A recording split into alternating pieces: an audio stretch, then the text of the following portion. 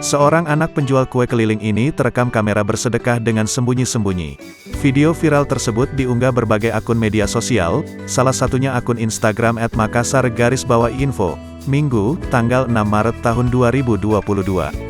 Berjalan tanpa alas kaki, anak ini membawa sebuah kotak seperti tempat kue, dan menggantungkan sebuah karung di pundak sebelah kanannya.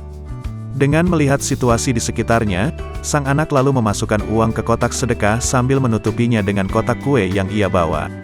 Usai masukkan infak, anak tersebut langsung pergi meninggalkan lokasi. Sontak unggahan tersebut banjir pujian dari warganet. Tidak perlu menunggu kaya untuk bersedekah. Kira-kira ungkapan itulah yang tepat untuk seorang anak di video ini.